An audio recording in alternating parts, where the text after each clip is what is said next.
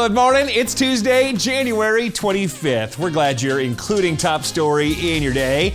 Now try adding the full World Watch show, where we're covering serious news, like California working on a law that would take yet more control of their own children away from parents. And on the lighter side, an unusual rescue. This is Top Story. World Watch reporter Kristen Flavin says investigators working on a cold case mystery from World War II. They're closing in on an answer to this. Who betrayed Anne Frank and her family? Kristen, you say they have a prime suspect. Brian, like many other Jews in the occupied Netherlands, the Frank family had to hide from the German Nazis. They crowded into a small, hidden part of a warehouse, and the only doorway was concealed behind a bookcase, kind of like this one. But someone betrayed the family by revealing their location to the Nazis. An investigative team has spent years trying to figure out who that could have been.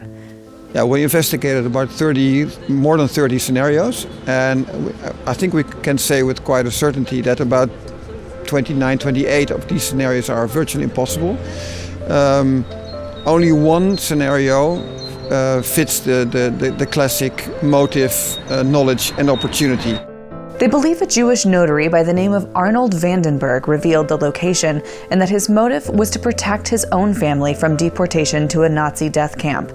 The Frank family went into hiding in July of 1942 in Amsterdam. Their secret annex was attached to a warehouse. Some of Anne's father's employees worked in the building's offices, and those employees were the Frank family's only connection to the outside world. The helpers provided them with food and necessities and kept them up to date on war news. The annex was 3 stories tall, but the total amount of floor space was only about 450 square feet, about the size of 3 parking spots. The 4 members of the Frank family shared that tiny space with 4 other Jews until they were discovered, arrested, and sent to a concentration camp. Anne Frank kept a diary while the family was in hiding. In it, she wrote about what life was like in the annex, as well as her feelings of isolation and loneliness. Anne died at the Bergen-Belsen concentration camp in the spring of 1945. She was 15. Her diary was published after the war. It has since been translated into dozens of languages and read by millions of people.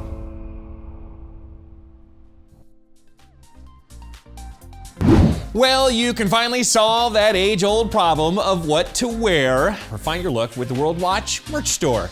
Your new favorite clothes are all here, and we're updating items all the time, so start checking it out at merch.worldwatch.news. And make sure to check out the full site at worldwatch.news. You can try out the show free for a month. Well, thanks for watching, everybody. I'm the Big Bash. Remember, whatever the news, the purpose of the Lord will stand.